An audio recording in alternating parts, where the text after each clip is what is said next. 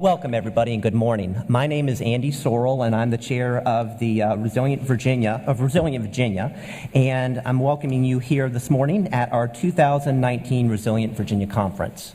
So thank you for coming. We're looking forward to 2 days that will inform and educate, and we hope inspire you to take action to bring resiliency planning to your community or to your businesses or to your localities. Could we ask for a show of hands? We're going to ask for a show of hands of the different sectors that we have represented here. So if you're in government, federal, state, or local, can you raise your hands? So a good number of folks from the government. What about university folks? Great.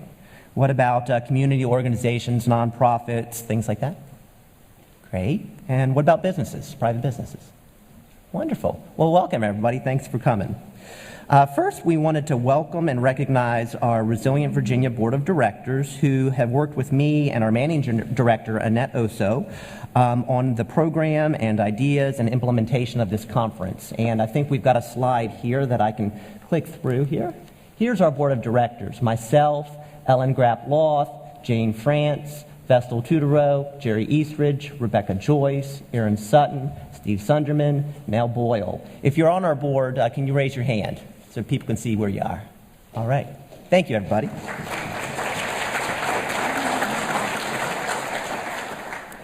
And we'd also, of course, like to thank our sponsors, our planning committee, and our partners. They have all been what has made this event possible. So here's our sponsorship slide. We wanted to have a special mention for the UVA Environmental Resilience Institute for their invitation to hold the event here at the university, and to Jonah Fogel and Dr. Karen McGlathery, the Institute's director, whom we will hear from shortly. Also, we wanted to mention that our longtime sponsors and partners, the Virginia Department of Environmental Quality, the Virginia Department of Mines, Minerals, and Energy. And do we have a show of hands of folks that are from those organizations? Okay, well, thank you for your sponsorship, and welcome.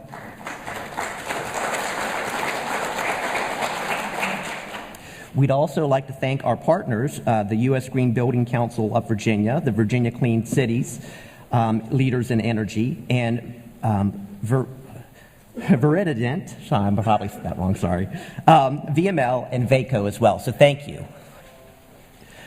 We also have additional public agency sponsors, including Virginia Department of Housing and Community Development, Virginia Resource Authority, and the Virginia Department of Conservation and Recreation. So thank you.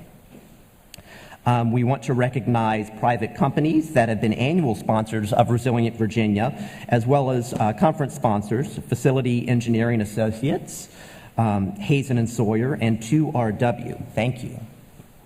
And also to our new and returning event supporters. As you can see, we've got a number of them listed there, and we thank you all for your ability to sponsor us this year. We also wanted to point out our exhibitors in the foyer and around the side up the front up there. Please visit with their companies and their booths, and look for their contact information. That's also in our programs. The exhibitors are, like I said, also in the auditorium foyer and the breakout session hallway, and outside are the alternative fueled vehicles. So please take a moment to take a look at that. So our vision statement of Resilient Virginia, as you can see here, we're looking to connect Virginia communities, both rural and urban, so that they can gain and better adapt to their natural and man-made challenges, while remaining healthy, vibrant, and safe places to live, work, and raise future generations. So that's our vision statement. And our mission is to accelerate resiliency planning in communities throughout the Commonwealth. We look to inform, to educate, and to activate folks to ensure that resiliency planning is happening, and that folks have the ability to learn about how they can make their own communities and businesses resilient. So with that, I will pass it over to Annette, who's going to present some concepts around the rural-urban independence theme and resilient communities that our conference is based upon. So Annette. Thank you.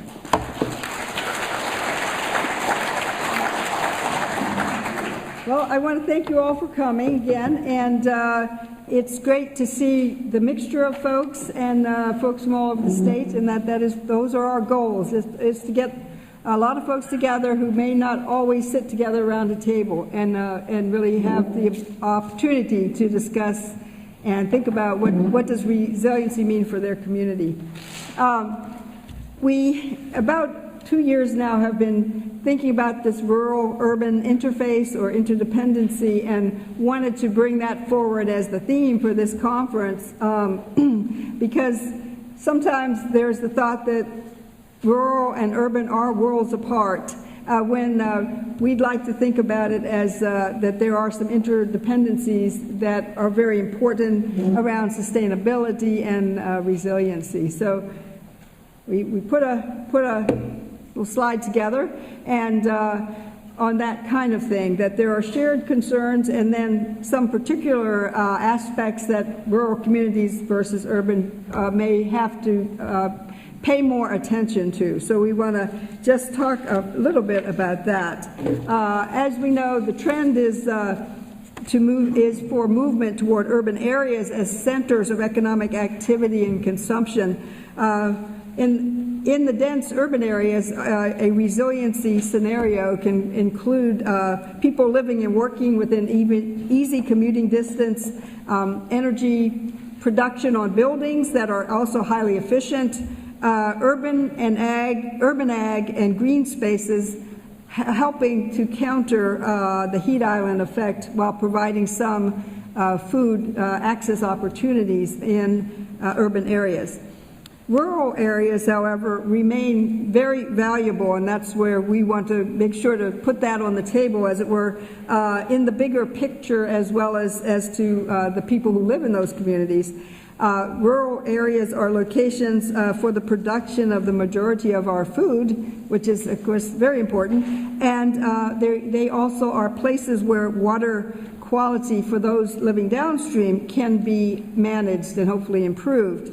Also, where there are large expanses of forest and other natural resource areas, those can provide for stormwater management, carbon capture, and recreational outlets.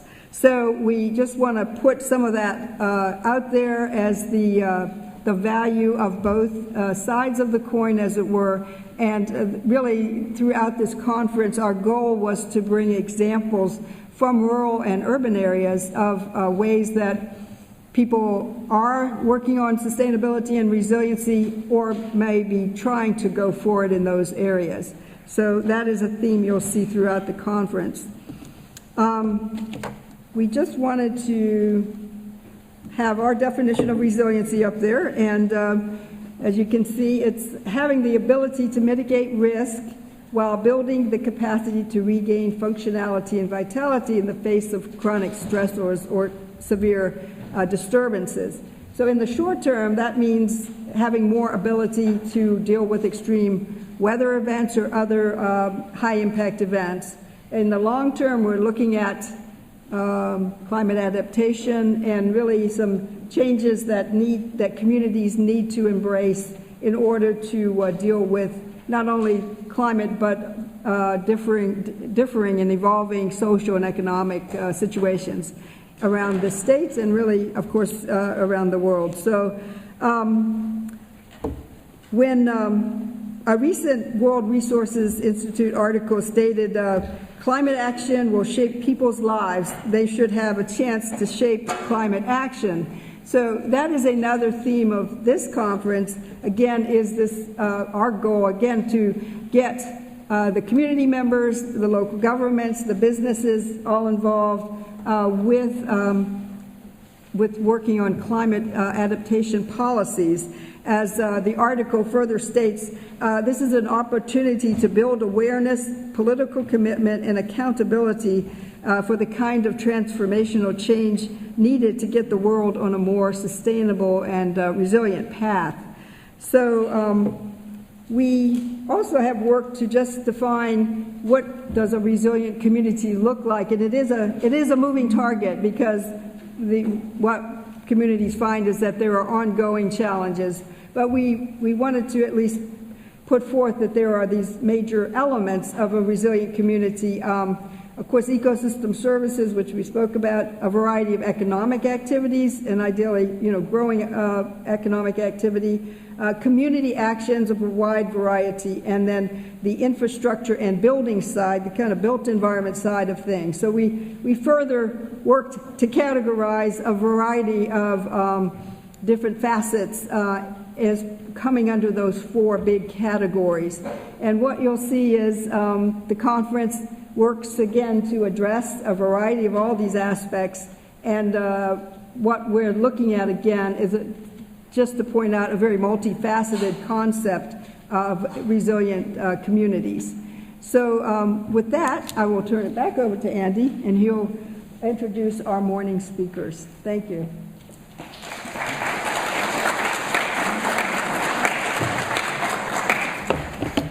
All right. Well, so with our conference goals, we're looking to explore these multifaceted aspects of resiliency, and we're looking at ways that both urban and rural communities are addressing challenges and working on solutions. So let's hear from our speakers in our first plenary panel, and they're going to provide some insights on their activities and programs that range from state actions to assess strengths and gaps in programs that address climate challenges and other resiliency issues, environmental aspects of climate change, decarbonizing the economy, and the need to address equity and environmental justice issues, especially in the light of the increasing stresses to our social and economic systems, exacerbated by circumstances that can affect jobs, health, and safety.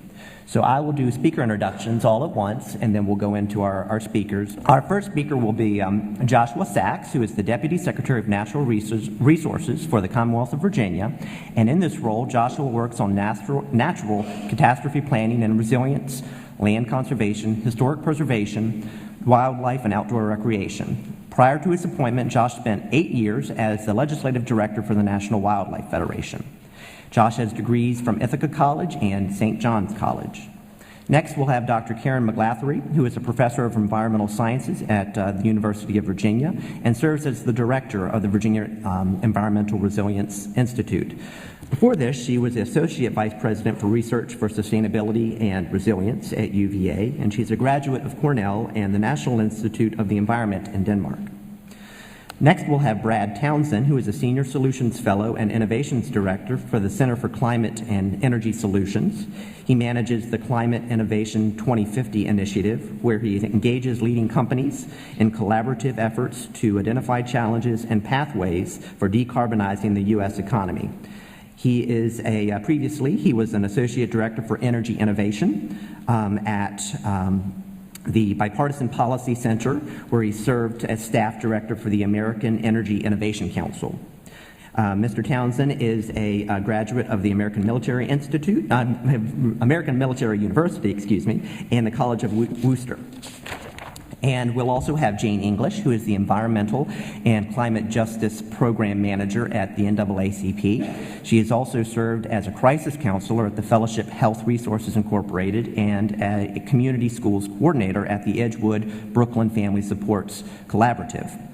She is a graduate of Marshall University and attended the West Virginia University College of Law. So please welcome our plenary panelists, and I look forward to hearing from them. Thank you. Good morning, everybody. As you heard, I'm Joshua Sachs. I'm the Deputy Secretary for Natural Resources. I work for Governor Northam and Secretary Strickler, and with a vast team across state agencies to try to figure out how we can best adapt to and respond to flooding and our resilience issues. When I give these talks, I feel compelled, especially with audience like yours, to first admit the obvious, which is we, Virginia, we, the United States, we, the world, are late to this party. This is a crisis that I think has been looming for many, many, many years.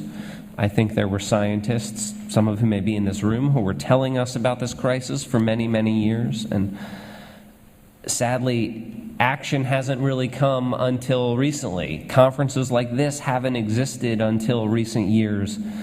positions like mine, or our new position that I'll tell you about shortly, the governor's special assistant for coastal adaptation and flooding resilience, wasn't created until just this year.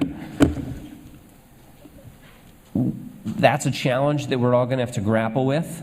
But nonetheless, I think it's an important thing to point out at the beginning, because as we all know, things went from pretty normal from when I was a kid, from when many of you were a kid, to now headlines like this one that we see all the time. This was last week.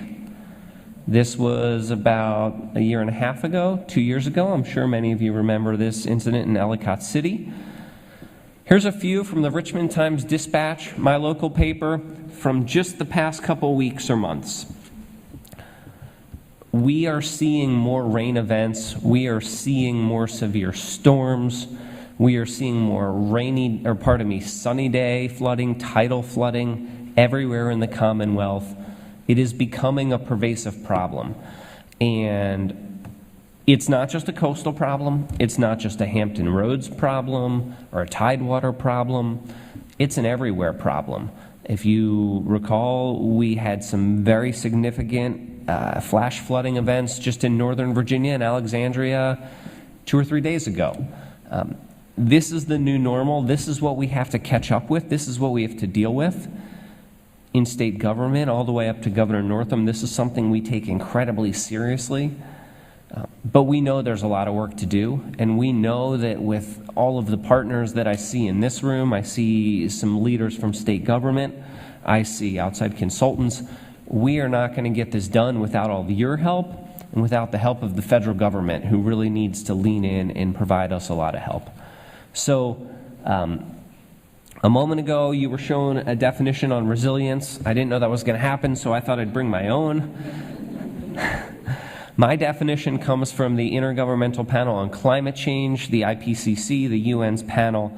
I won't read it to you. I will summarize it for you. And in essence, what it means is when a big storm happens, when a flood event happens, if we are resilient, we can withstand that storm, we can withstand that event, and get back to life as usual, business as usual, to the extent that's possible, as quickly as possible.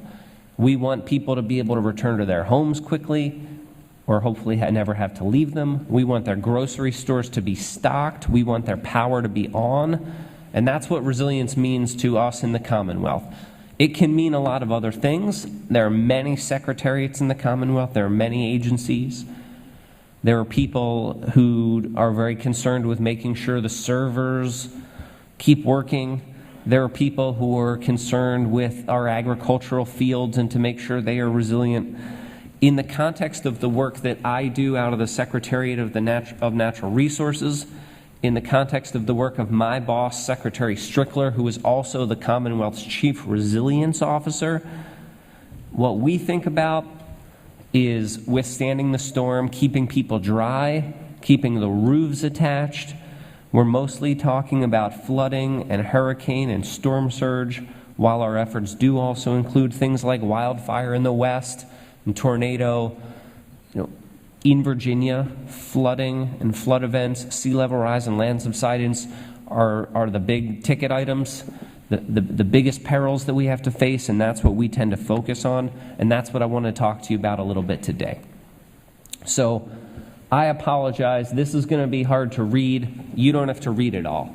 I'm going to tell you today about a few major steps Governor Northam has taken since he's come into office that I think set us on a path towards a more resilient Commonwealth. The most important thing the governor did, I believe, is in the fall of last year at William and Mary, he made a speech making his commitments to resilience, and he rolled out an Executive Order 24. It's an order that is designed to make the Commonwealth a more resilient place. It's a broad and sweeping order. All I'm showing you right here is one particular section, and before we get to that, I'm going to tell you a little bit more about the order. Governor Northam, the Secretary, and I all believe that the way to lead any effort is to lead by example. It would just frankly be unfair or a little crazy if we started going to municipalities, to localities, and saying, you need to do this, you need to do that, when we haven't taken care of our own house. So the first part of this executive order charges us with doing a lot to make sure that state government will be resilient, and hopefully as resilient as any other part of the Commonwealth. We are going to review all of our state holdings to see what's in the floodplain. We are going to gather freeboard standard, the elevation above, first floor elevation above the water level for every state building. We do an annual assessment of state buildings, and we will be sure to include questions on resilience in those things. We are working to map the boundaries of all of our state properties. Believe it or not, we know the center lines, but we don't necessarily know every boundary. We need to know where the water is going to go. And from there, we will be able to make plans to move forward. In addition to that, for any new state building, any new state structure, we will set standards. We will set state minimum freeboard standards. We will require a sea level rise curve that they should all follow. So we know that when you, the taxpayers, when we, the state, invest in new things, we're going to be getting the most resilient products out of those. And that's really important. We've also realized that across state government, and probably many of you have realized this too, we have a lot of programs that work on resilience. They don't all work on resilience together, and that's a problem. They're not all coordinated. They live in different agencies. Some agencies are under my secretariat, some are under transportation, some are under emergency management, and if they don't talk, if they don't share the grants that they get from the federal government and put them towards harmonized efforts and things, well, frankly, the Commonwealth isn't getting the best bang for the buck. And we want to remedy that. So we have begun a review of every pre-disaster hazard mitigation in the Commonwealth. We're nearly done. And the intention is then that we can create a team of those program managers and convene regularly and make sure that we all know what everyone else is doing, that no one is washing water down at their partner. Perhaps there's new ideas that people can glean. And that's another important part of part one of this executive order. I'm going to skip to part three of the order before I get to this stuff, which is the big enchilada, the big ticket stuff. And part three of the executive order, we really wanted to codify ideas and notions that we believe are really important to protecting the Commonwealth, but didn't necessarily have a direct action item. Let me give you a couple examples. The Department of Defense owns a tremendous amount of property in the Commonwealth. They are our partners in managing land, and they also have a shared interest in making sure that the people of the Commonwealth can be resilient to storms. If you work on an Army base, you want to make sure that your people can get to the base in a rain event. And not only do you want to make sure they can get to the base, but you want to be sure that when that person is at the base doing their very important job, that they're focused on their job, not worried about their family at home who's bailing out the basement or making sure there aren't trees falling through the roof or things like that. So that's an example of something we codified. Risk communication, another example. I'm sure you all know there are many people in the Commonwealth who, even though they see all these stories and those headlines I put up, they don't fully grasp their risk. I'll tell you, the thing that I hear the most when I visit a place that had a flooding disaster is, we never flooded before. I can't believe this happened. People simply don't understand how this works. Even terms like the 100-year floodplain can be incredibly misleading, and I think you all know that. So we need to do more to educate the Commonwealth. And we've already begun to do things. We had our first Dam Safety Awareness Day this year. We had our, I think it's our second Floodplain Awareness Day is coming up soon. These are days where we're trying to use the governor's bully pulpit to work with our state legislators to help people understand their risk and help them take steps to mitigate their risk. There are a bunch of other things in that section. I encourage you to read the executive order, but all told, I believe this is a really sweeping step at moving the Commonwealth towards resilience when, in the past, there has not been a single and concerted effort. Now let me talk about the big ticket things, and there are two of them. Section 2 of the executive order is where we lay out the big ticket things, and first and foremost, what you'll see right there, and again, I'm not going to read it to you. You've probably read it to yourself by now. Governor Northam has charged us with creating a coastal resilience master plan. That is a plan that will run from Nova all the way down to Back Bay to the North Carolina border and help us figure out how we can make our coastline more resilient. In some places we know we're going to need structural flood control. We're going to need levees. We're going to need seawalls. Not always the best for environmental needs or others, but there are some places, some incredibly urbanized places. I'm thinking, Hampton and parts of Norfolk where nothing else will work, and we're going to need to do that. It's not as simple as simply calling for such a thing like that. As you know, those projects are run through the Army Corps. They fund the majority of those projects. So we've begun an effort to just see what's on the books. Believe it or not, the Army Corps has an array of studies, including one for the entire Virginia coast. How are they prioritizing those studies? How are they getting those studies done? That's got to be a major lean-in area for the Commonwealth, and we intend to partner with them to make sure we can have a plan. Now, outside of those Army Corps things and the structural things, whenever possible, we believe that nature-based approaches are best. In areas like the Middle Peninsula, where there is a lot of room, and we can slowly pull people back from the coasts, that's something we want to do. Governor Northam has been very clear that the notion of what some call coastal retreat, what we call careful planning that needs to happen with the consent of a community, has to be on the table. There will be parts of Virginia, communities, where with their permission and with our help, we're going to need to relocate. In particular, we look at some areas on the eastern shore, towns like Oyster, if you're familiar, where there's significant upland, and there potentially is opportunities for swaps and things like that. We want to look into those. We want to do those. So our master plan is going to give us a sense of kind of how we do some of those things. Now, let me be clear about expectations. Some states like Louisiana, Texas have incredible master plans. They've worked on them for 5, 10, or more years. And those plans are incredibly detailed. If you look at those plans, it'll say right here in this little area, this 5-acre area, we're going to do this. We're going to build a wall. We're going to restore a wetland. Who knows? We're not up to that yet in the Commonwealth. As I said before, we're a little behind in our planning.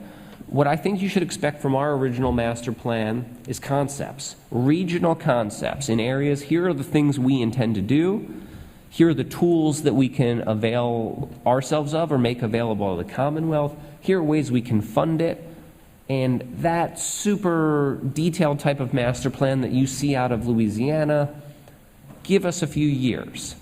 Now, I think that's also important for all of you in the room, because what that says is instead of us coming out and saying, here's the map, here's what you have to go do everywhere, we're looking to have an iterative process with the people of the Commonwealth, with experts like you, to figure out what approaches are going to work best, what approaches are going to be least costly, and what approaches are going to work best for the people that live there.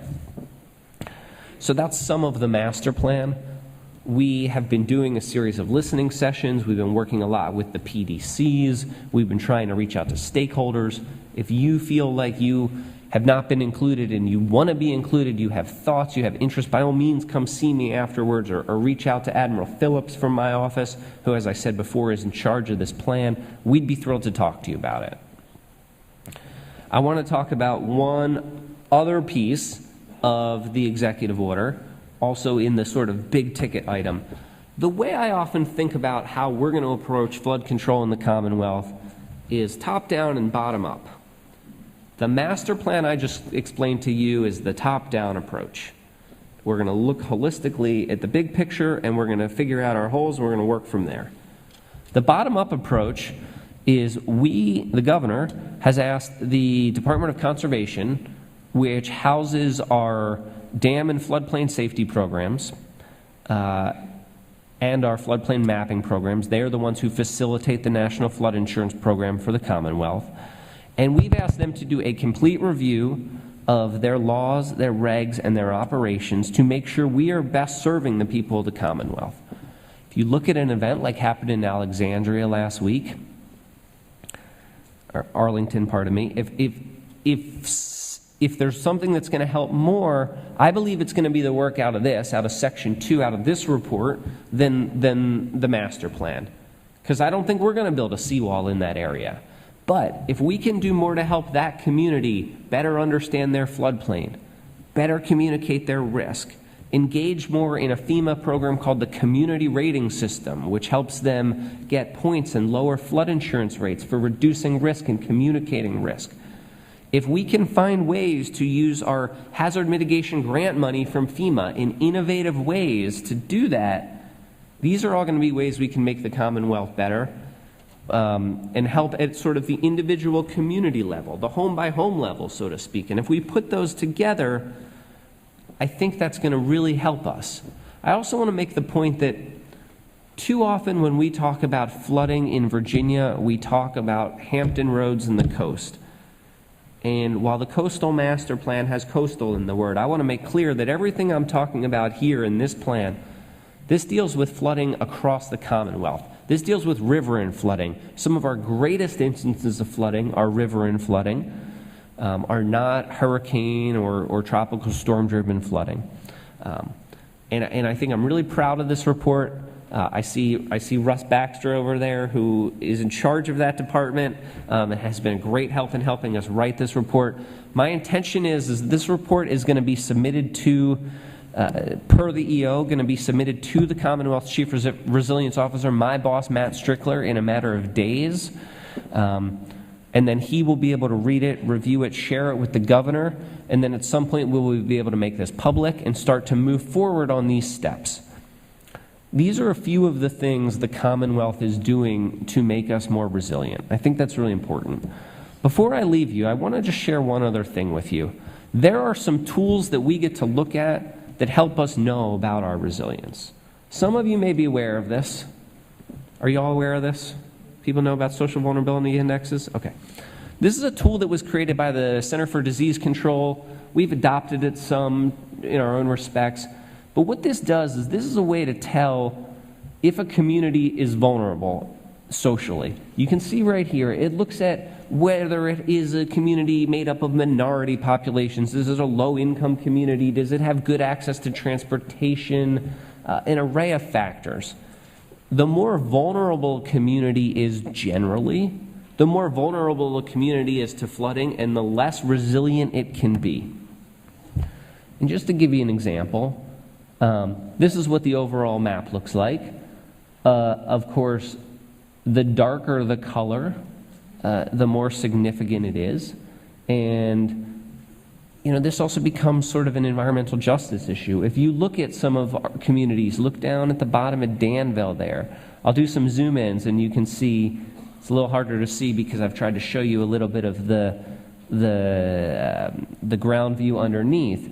But if you look at places like Portsmouth, look at all the red and then look at how it lightens up as you head east towards Virginia Beach, right? A city like Petersburg, Norfolk again. Right, we know that as we grapple with resilience, it's not a one-size-fits-all issue, and we're not all starting from the same place. And I think that that's another challenge that I wanted to point out today, because as we grapple with this as a Commonwealth, figuring out these things is going to be really important. Another index we look at is the vulnerable housing classification. I don't know if you're familiar with this either, but this tells us how vulnerable is our housing stock. And it takes into account things like renters versus homeowners, age of the home, the type of home. Trailers, double wides, mobile homes are far less resilient than brick homes or things like that. So it takes in all that account.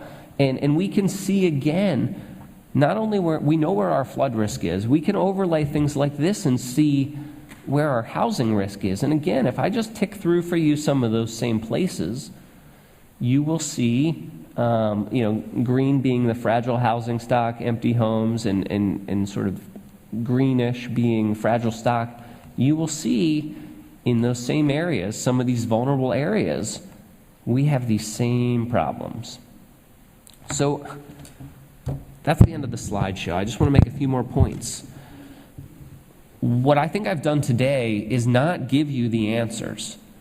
And if you've left today saying, well, Josh has it all figured out, Governor Northam's got this solved, sadly, that's not the case. I want to say this. It's not as if we're not trying, and it's not as if we're not on the right path. I think we've put a lot together. I think we have a really robust plan here. I think we have ambitious goals, and I think we're going to do more and more. Another example is we're trying to weave this into everything we do. Some of you may know Governor Northam recently released a new approach to land conservation in the Commonwealth. It's called Conserve Virginia.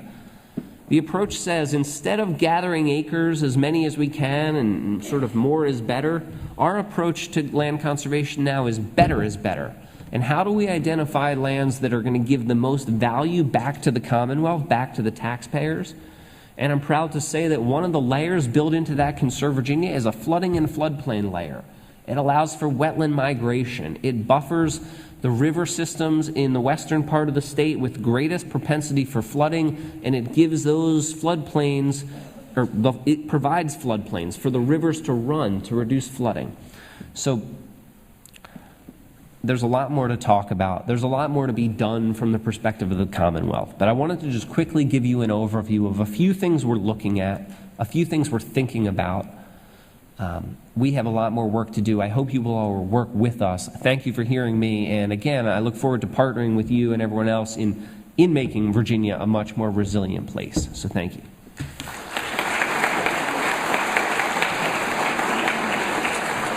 On behalf of UVA and the Environmental Resilience Institute, I just wanted to welcome you all here to Charlottesville, and I'm really thankful also that the Darden School was happy to host this for us.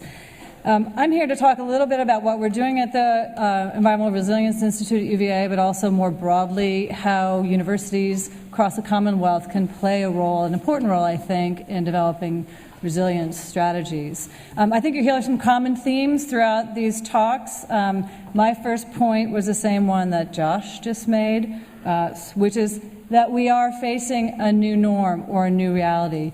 We know that the pace and dimensions of environmental change are faster now than any other time in human history. We are seeing the sunny day flooding. Admiral Phillips gave a talk recently that I was at a conference, and she made the point that within just 1 to 2 decades, we'll have so-called nuisance flooding in the Hampton Roads, Virginia Beach area with every single tide. And that's phenomenal if you think about it. And so in other areas, we're seeing more extremes, more intense rainfall, more intense heat waves and drought.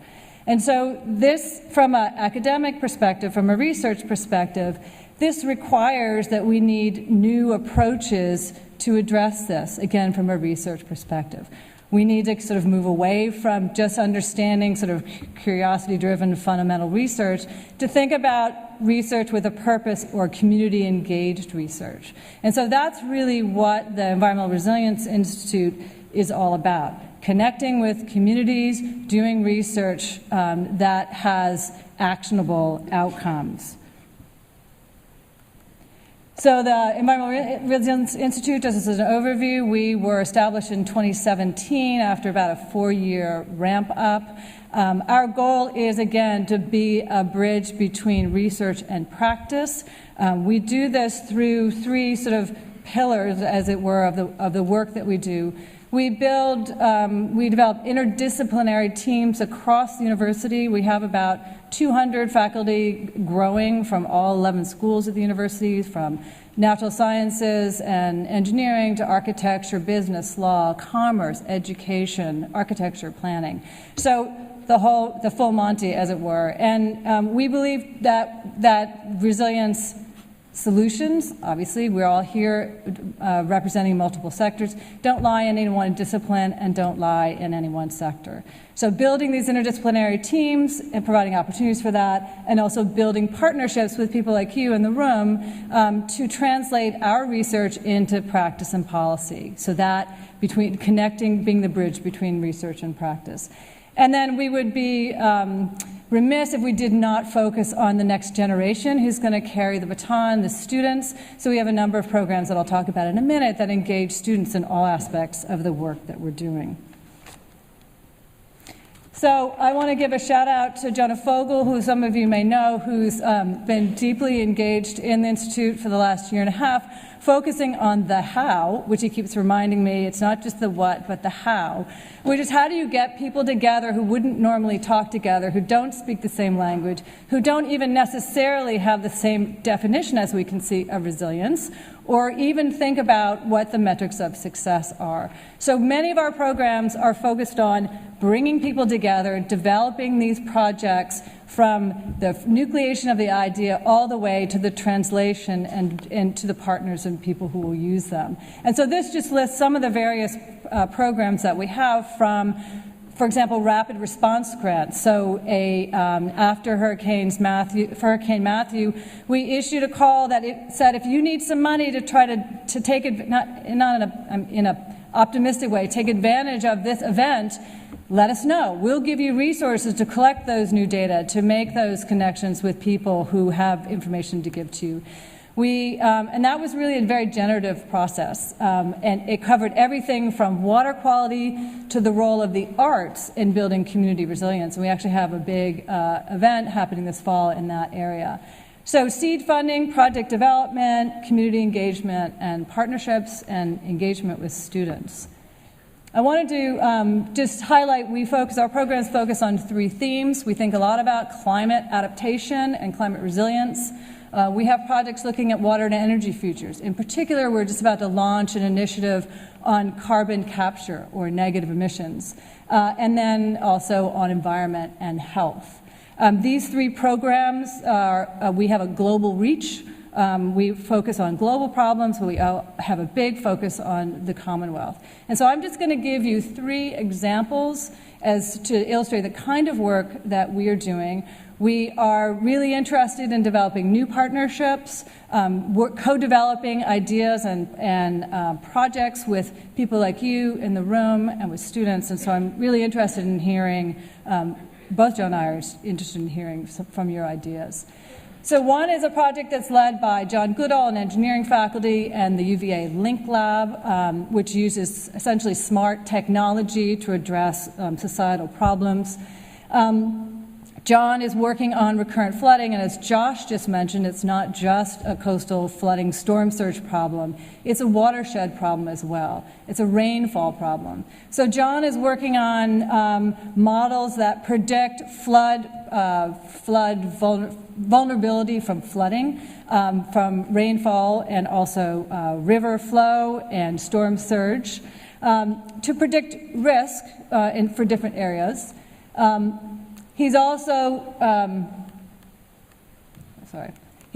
using real-time data, sensor data, and also crowdsourcing data to begin to put more data into those models to validate them so they can be used for prediction.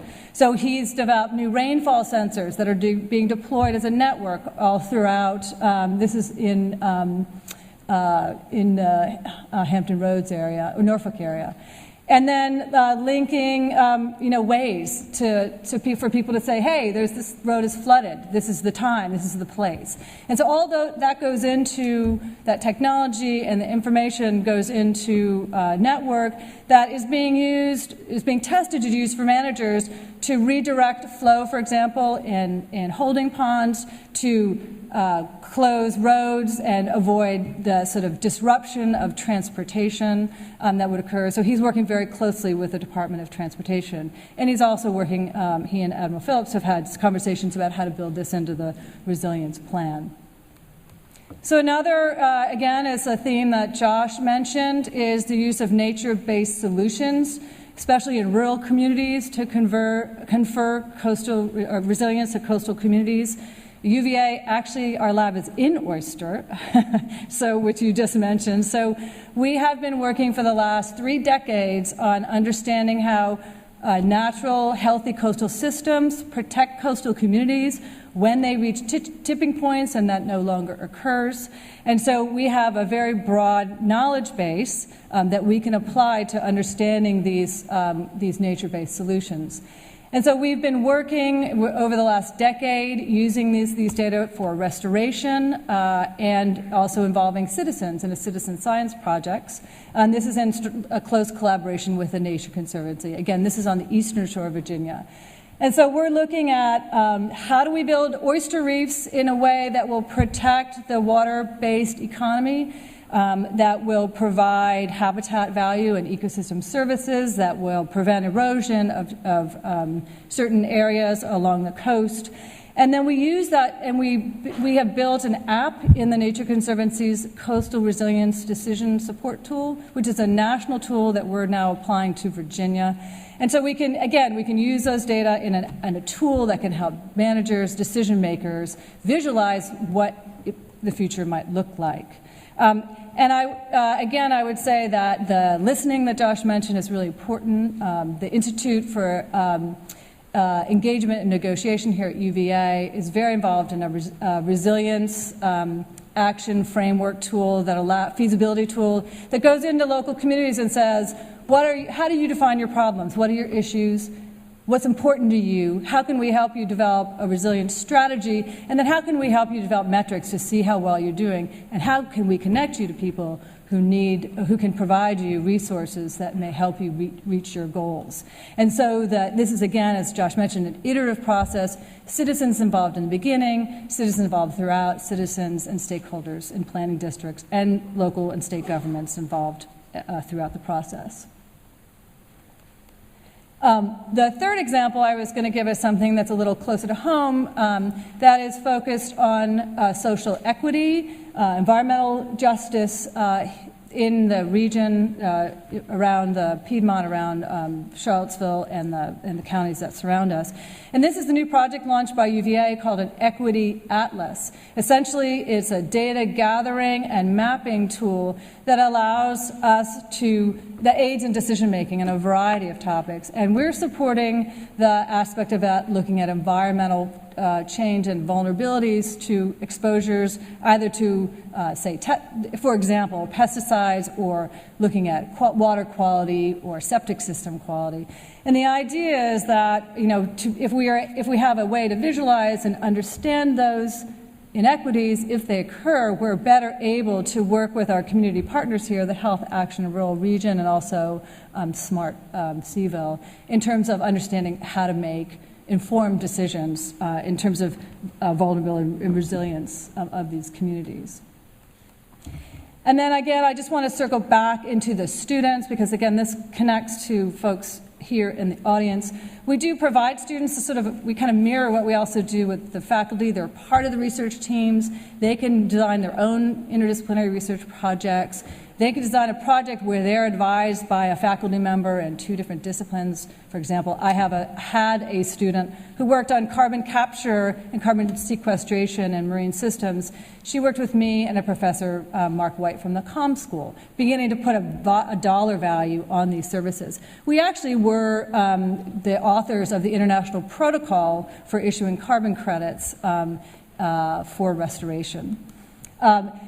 We also have these externships and internships. Why we use 2 different words, we'll figure that out at some point. But when I was sitting at a college visit with my kids, and I was listening to the info session last spring, and they said, or a year ago, they said, we have this really cool program.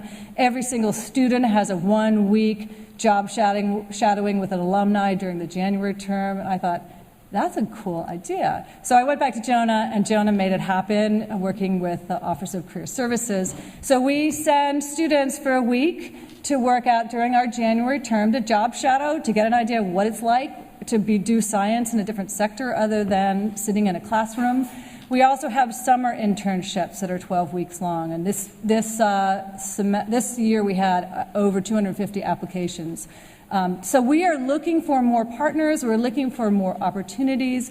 There's a tremendous appetite for this kind of work, and it's a really important thing in terms of training those students not only in collaborative team research, sort of use-based research, but also what the perspectives are in these different sectors. They're the people that are going to be those transdisciplinary people moving this really forward.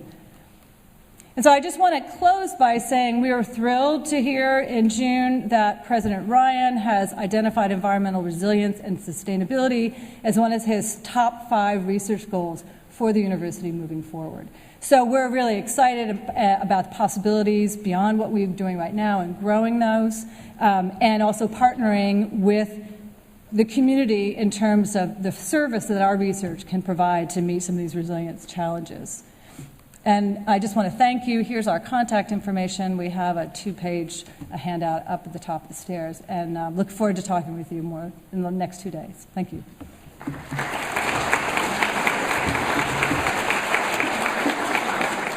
Good morning, everyone.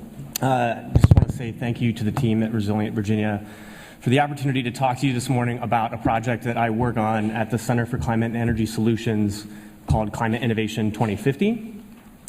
So just a little bit of table setting. The Center for Climate and Energy Solutions, or C2ES, is a nonpartisan nonprofit that's really focused on market-based solutions. So what I mean by that is that we tend to work with companies to really focus on practical solutions to a range of climate and energy issues. So as you can see here, the types of companies that the C2ES works with, we actually have a business environmental leadership council that is really comprised of companies that have a lot of skin in the game. And so I think that's one of the things that makes the work that C2ES does unique, in that we're really trying to help companies with a desire to do more, but maybe a range of difficult challenges in terms of getting there, to actually identify practical solutions to those challenges. So Climate Innovation 2050 is actually a multi-year initiative that was launched last year, bringing together more than 24 companies, both within our business council and out, to really focus on potential pathways toward mid-century decarbonization goals. The first 2 years of the project are sort of organized around 3 different outputs, the first of which was a policy brief we released back in February that really was meant to identify a set of bipartisan solutions that should be sort of no-brainers, recognizing some of the challenges, even, in this sort of political context, at even getting things done that make a lot of sense. There's actually been quite a bit of movement on these types of things, research programs, et cetera. So that's, I think, been a positive indication thus far of the direction that things are moving. Of course, the focus of today's conversation is the report that we just released back in May called Pathways to 2050, that was the culmination of a year-long collaboration with these companies to identify a set of plausible futures, to sort of take a look at what the world might look like in 2050. And of course, all of this work will culminate in a comprehensive decarbonization strategy that we'll release later this year. So in terms of developing the scenarios, I think it's important to note what scenarios are and maybe more importantly, what they are not. So in developing scenarios, what you're trying to do is to create several different, sort of distinct, diverse, but plausible possible futures. Importantly, what scenarios are not is predictive. And so the scenarios that we created with the companies were not designed to try to predict the future. And so I think it's important to understand that as you try to extract insights from this process, the data matters an awful lot less than the comparison of the scenarios and some of the insights that we can take away from that, which is actually what I'm going to focus on today. A couple of additional pieces about the scenario. So in working with the companies, we sort of organically landed in a different sort of approach than what has typically been the case in decarbonization scenarios. Most of these have tended to focus on technology sort of driven futures. So for example, what happens if solar is 1.5 cents a kilowatt hour? Or what happens if we have a breakthrough in nuclear energy and you have sort of a high nuclear case? Instead, we really focused our scenarios on the people. I think, as Annette mentioned in her opening, this is ultimately a people problem, despite the fact that it's often, I think, characterized as a technology problem. And so we developed a set of scenarios built around the people who will be making decisions and influencing the ultimate pathway that we would need to reach to hit our 80% goal. We originally developed these scenarios with a single actor sort of doing all of the work, kind of dragging everyone kicking and screaming. And so we had a scenario with the federal government sort of doing everything, state and local governments sort of driving our second scenario, and a market-only approach in our third scenario. Unsurprisingly, none of those scenarios worked. None of them got us to the 80% reduction goal. And so I think a couple of takeaways that I want to emphasize is first, that everyone must act. That's probably obvious to everyone in this room. It is unfortunately not as obvious to folks outside of this room. And so an important point to reiterate. Secondly, this is really about broad public support, and that support can manifest in a variety of different ways. But ultimately, what we tried to do in the scenario exercise was to imagine how that might unfold. And then in order to make sure that the scenarios that we created passed the laugh test, we worked with the team at the Joint Global Change Research Institute that did the U.S. Mid-Century Strategy to model all of these different scenarios and to quantify the narrative storylines into sort of concrete inputs so we could test these scenarios. So, of course, one of the best parts of doing a scenario exercise is coming up with interesting names for them. And so in our first scenario, we titled A Competitive Climate. I'm not going to go through all of this, but the sort of highlights are, in terms of driving action in this scenario, we saw international trade. I know it seems crazy to talk about trade wars these days, but we imagine something along those lines triggering a really strong federal-led response meant to dominate global clean tech. And so that being the catalyst, what we see here is a really strong sort of federal response, carbon pricing coming in 2024, which incidentally, in sort of having conversations with the companies, they felt that was probably the earliest we might be able to see that come to fruition. States playing a complementary role, businesses really focused on sort of external export opportunities, and really from a technology perspective, across all three of these scenarios, again, we're trying to create diverse scenarios so that we can create some room for comparison. And so the technologies that we chose to sort of turn the dial for in each of these scenarios were really identified by thinking about, in this particular context, which of those technologies most likely to thrive. And so if you think about nuclear power, power sector CCS, cellulosic biofuels, which require more of an R&D component, these are technologies that are much more likely to thrive, if not, frankly, will need a strong federal response in order to be a big part of the mix moving forward. Our second scenario, we titled Climate Federalism. And so this was a scenario driven primarily by climate impacts, which of course is the topic of much conversation today, but also economic opportunities. So for example, in the Plain States, you've got roughly 88% of the onshore wind capacity in the country. And so we imagine states with those types of resources would take a more proactive approach in leveraging those economic opportunities. Ultimately, that sort of fractured regulatory landscape and a sort of variety of different state policies lead companies to ultimately demand that the federal government step in and harmonize that policy landscape, which results in a carbon price coming in. Again, we have a lot of states taking the lead here, so we imagine that carbon markets in states such as California would expand, that RGGI, for example, in the Northeast, the Regional Greenhouse Gas Initiative, which is currently just a market for the electric power sector, expanding economy-wide and also adding other states.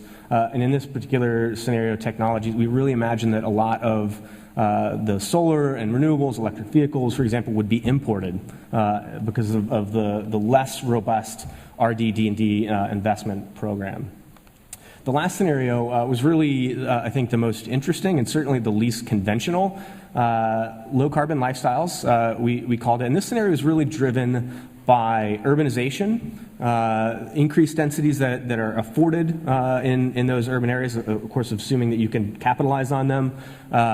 We also imagine that technology, and in particular software, would see some breakthroughs in this scenario, which would lead to some new business models and things like distributed energy, ride sharing, et cetera. A couple of pieces here. I think an interesting component is the role that consumers play in this particular scenario. So because of the supply chain, transparency enabled by that software, consumers are able to make decisions that are more informed in terms of the carbon footprint of the products they buy. So you can imagine going on Amazon and seeing, a list of laptop computers that you might want to buy and being able to see their carbon footprint and being able to take a more proactive role. And so those are the sort of three scenarios. I will also note that the lack of a federal price in this scenario meant that we had to throw the kitchen sink at it. And so everything that we could sort of think of. The good news is that each of these revised scenarios all met the 80% reduction goal. And so as we think about the takeaways from this exercise, the first two are, again, fairly obvious, I think, but certainly worth emphasizing. The first of which is that decarbonizing the U.S. economy is going to require certain fundamental shifts in the ways that the entire economy functions at every level and in every sector. Of course, these shifts can also be achieved in a variety of different ways, which is the good news. There isn't a single pathway or a single door that could close that would preclude our ability to reach these goals. The bad news there is that, of course, that also means that we have some difficult choices to make and almost too many choices in terms of what the plan looks like.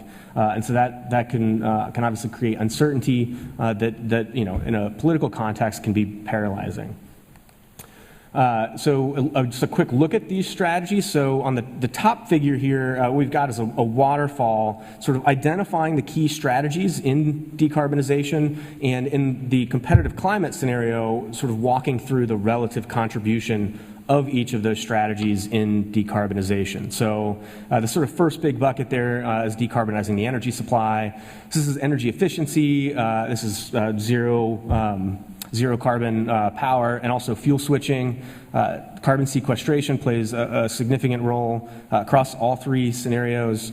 Non-CO2, so things like HFCs also play a big role here, as well as carbon sinks.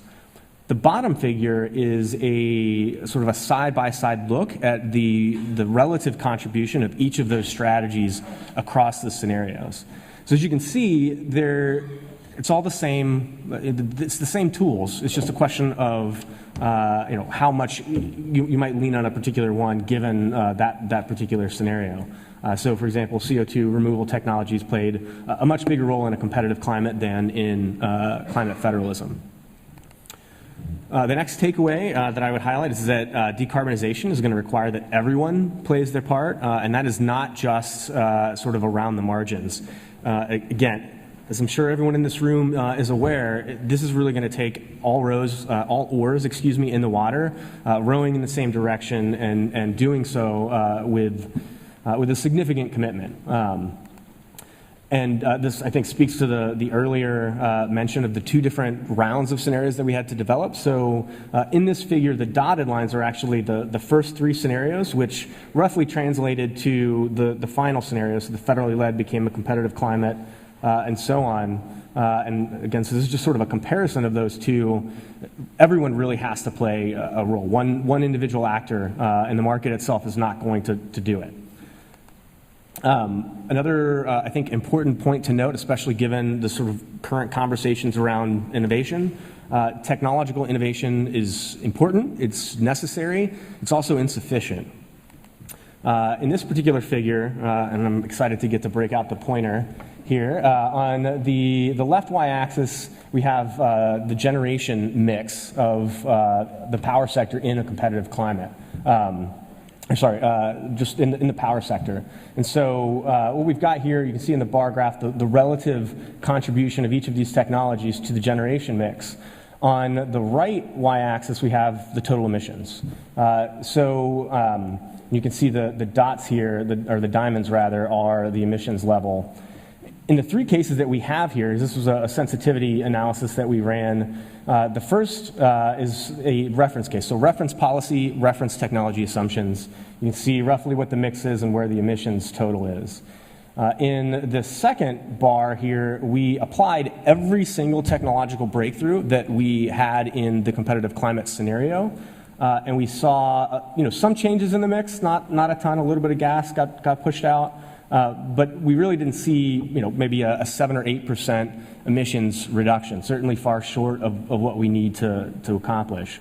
In the third bar here, though, we have a competitive climate where we had both the technology breakthroughs that were assumed in that scenario as well as the policy assumption. And ultimately, you need that policy to pull technologies into the market in many cases, especially in the power sector. The next point that I would highlight from this exercise is that sectoral responses are also highly interdependent. So the example that we have here is another dual axis chart. Sorry, that's just the way these things go sometimes. And so on the left we have emissions for the power sector and transportation. The red dot here is the share of final energy in transportation that has been electrified. So sort of think of the red dot as the volume of electric vehicles in the fleet. In the second bar here, we ramped up, and this is actually from low carbon lifestyles. You can see a significant increase in the deployment of electric vehicles, which helps the transportation sector's emissions come down.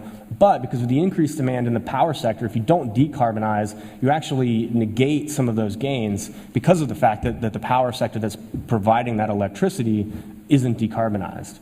And so in the third bar here, we've got the example of what happens when you have that same deployment, but you've decarbonized the power sector, as you see the significant decrease in transportation and power emissions that you're looking for.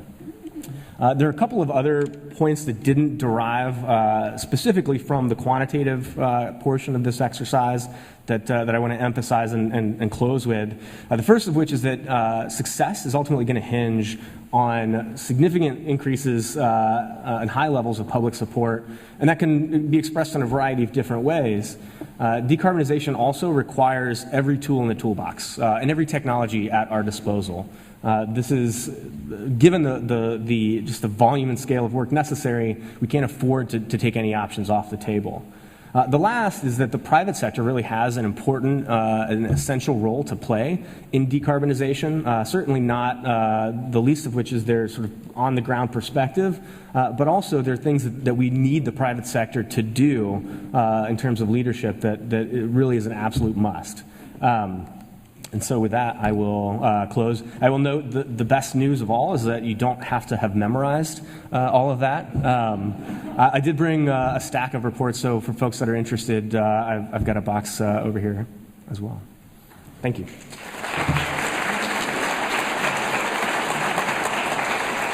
My name is Jane English.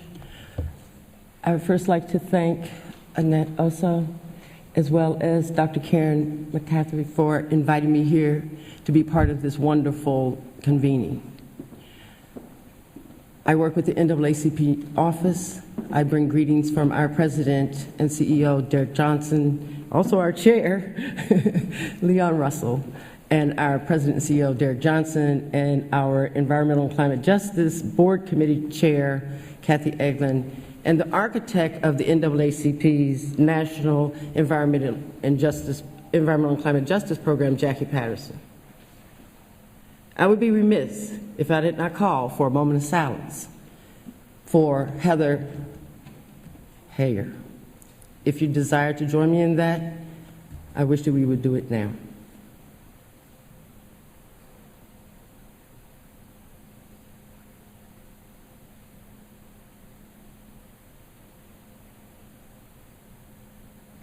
Thank you.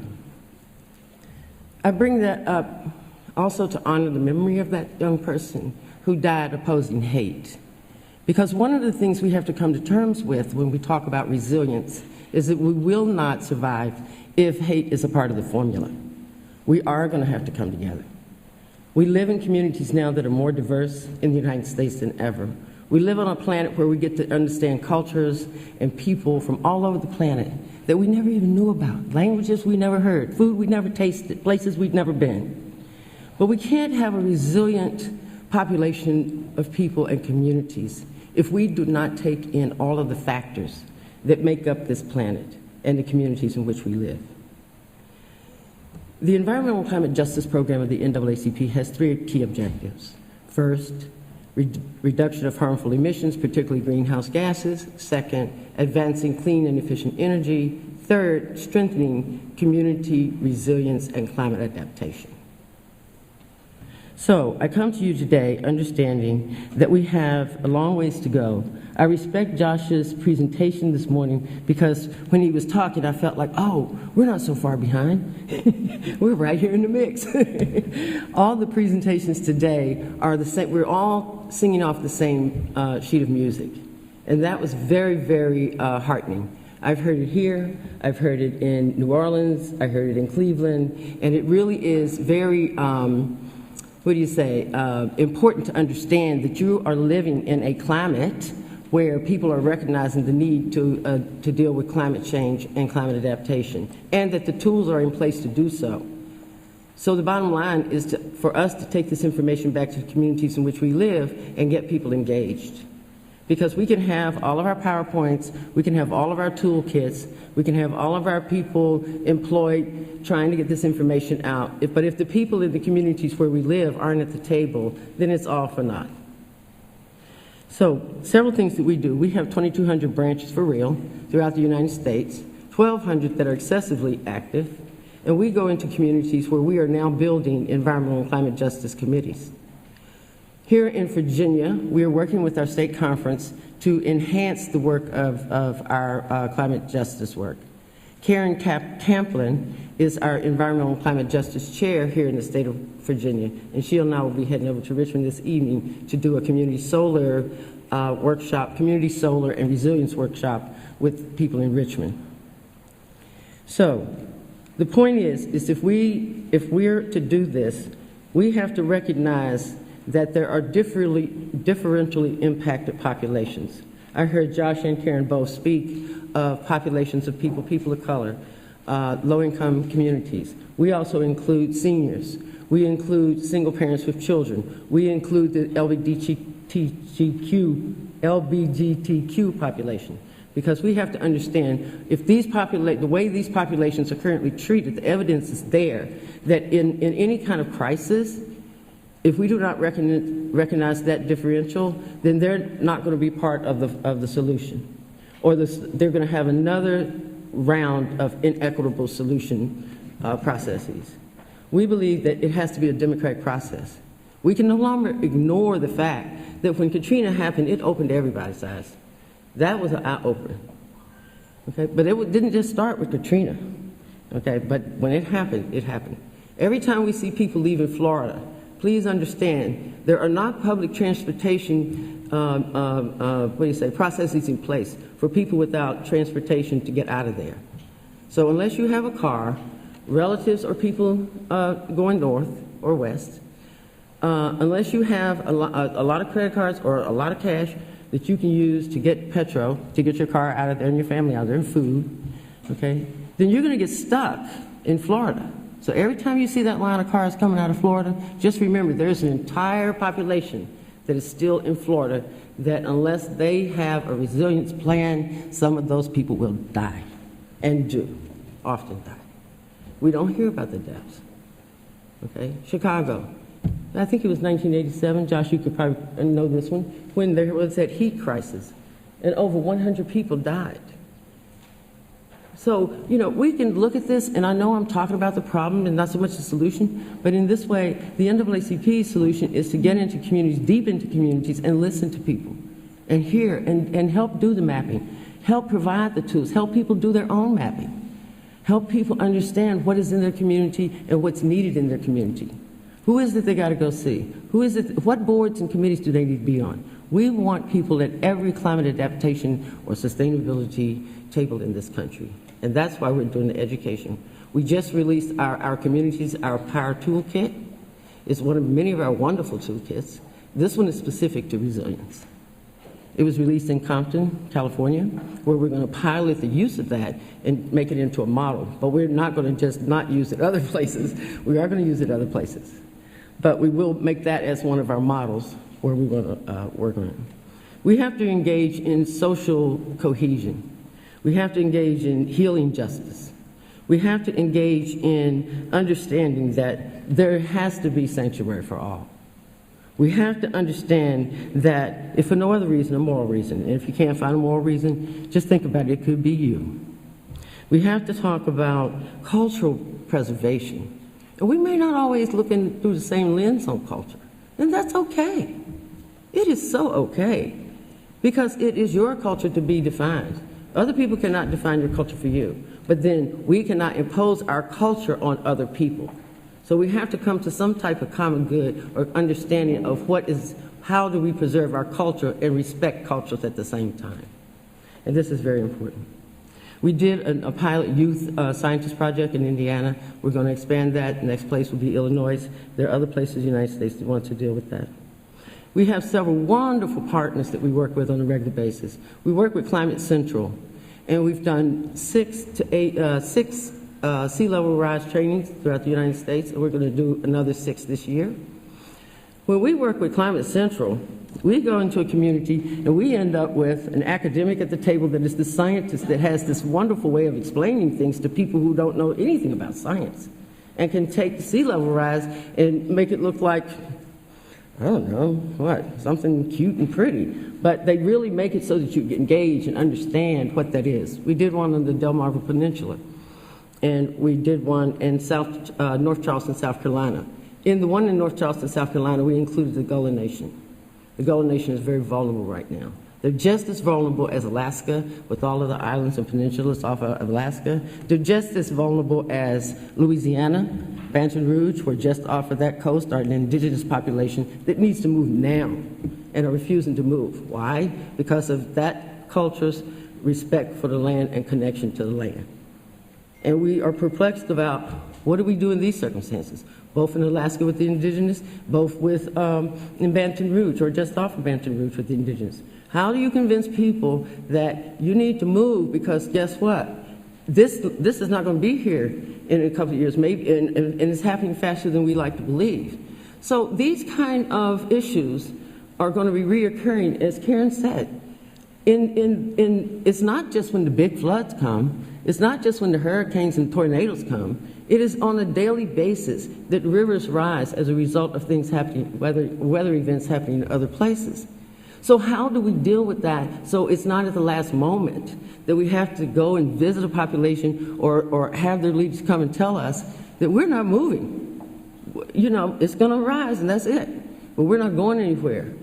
And this, you know, we don't know what to do with this.